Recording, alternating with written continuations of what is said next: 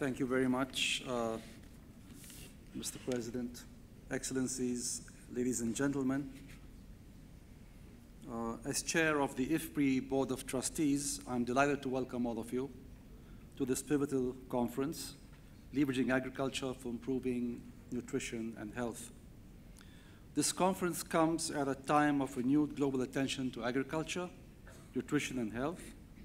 The Consultative Group on International Agricultural Research, what we call the CGIAR, which IFPRI is part of, has put the interactions between agriculture, nutrition and health at the forefront of its priorities. On behalf of the IFPRI Board of Trustees, I would like to express our sincere hope that this conference will contribute to advancing this important issue on the development agenda. Similar to the preceding four seminal 2020 conferences, this event will create a platform for open discourse, bring in leading experts, as well as new players, and seek to catalyze action on an emerging and very important development issue. Unleashing the potential of agriculture for enhancing nutrition and health is indeed crucial for sustainably improving the lives of millions of poor people across the globe. I believe that this consultation will lead to new avenues for working together across agriculture, nutrition, and health to improve human well-being in the years to come.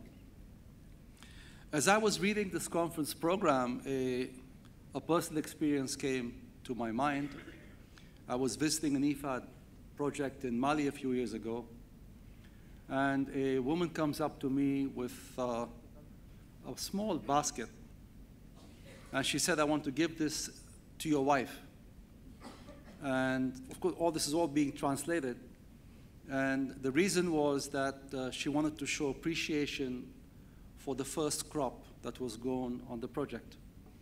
The reason I'm telling you this story is because this woman was carrying a child, must have been 6, 7 years old, a girl, I remember. And there were 3 other children hanging onto the skirt, a girl and 2 boys. The 2 boys had almost no clothes on. You could see that they had bloated stomachs. I think this one experience really brings out the challenges that we face in this conference on where and what food is grown and how it reaches the women and children that really need it. So I hope that when you're reflecting on the different themes of the conference that you have these people in your mind. Now, whether in Africa, Asia, or Latin America, it's basically women and children that are the most vulnerable. And for most of them, their livelihood is on the farm.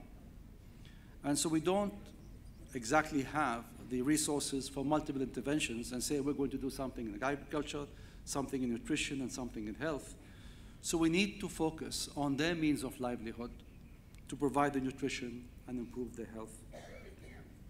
Now, as we meet today, some very brave young people have taken to the streets in a number of Arab countries. While the demands are for a change in governance and fundamental human rights, these demands are also driven by a lack of opportunity and employment.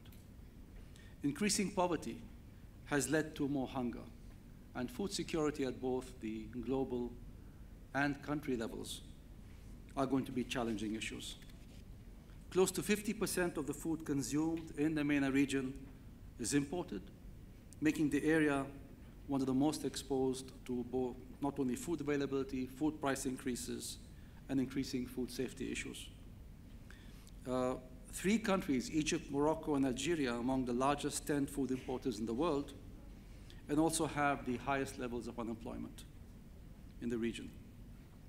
The area is also the most water-scarce region, with droughts in Tunisia and Morocco.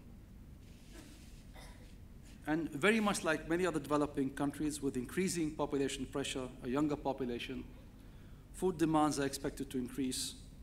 And again, a major question, can the agricultural sector generate more employment and improve productivity given the situation of water scarcity? How can countries that also import most of their food contribute to what is grown and the nutritional content.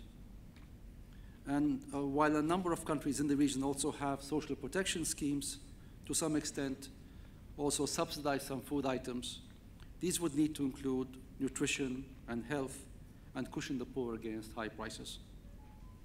At the global level also, more needs to be done to expand and improve the food grown.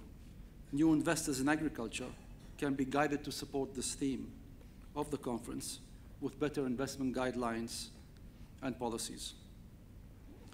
Let me take this opportunity to thank the Government of India for bringing us all together in this beautiful city, Delhi, and to everyone that you've seen going back and forth, helping us make this conference a success. Thank you, and good evening.